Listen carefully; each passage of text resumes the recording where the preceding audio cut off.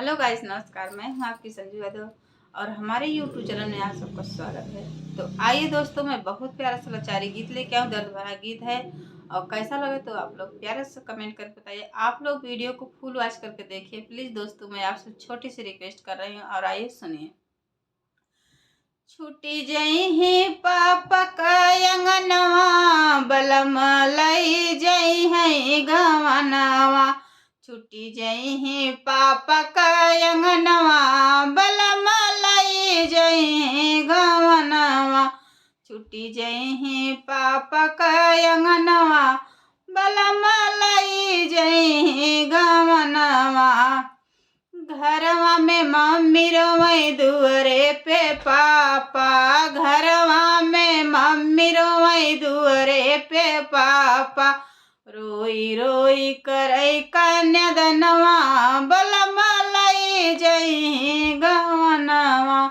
रोई रोई करई कन्यादनवा, बलम लई जई गवनवा।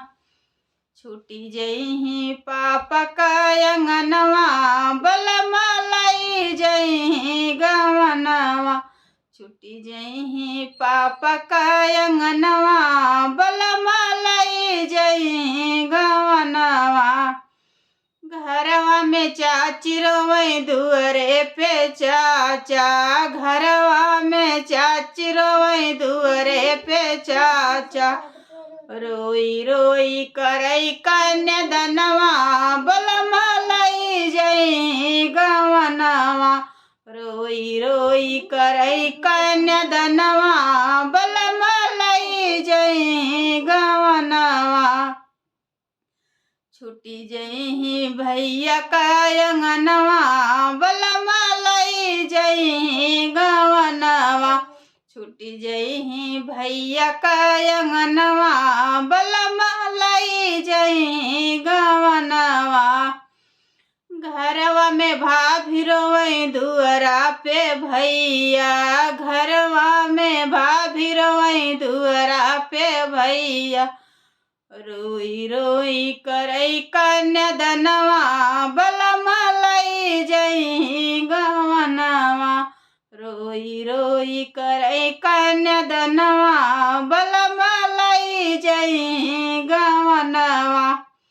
छुटी जई पापा का अंगनवा, बलम लई जई गवनवा।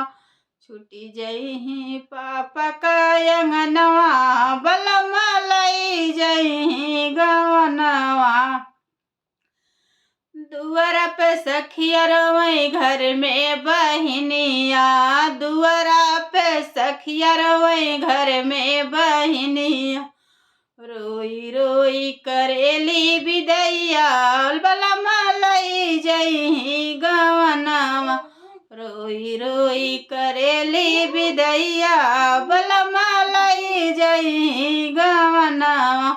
छुटी जई पापा का अंगनवा, बलम लई जई गवनवा। छुटी जई पापा का अंगनवा, बलम लई जई गवनवा।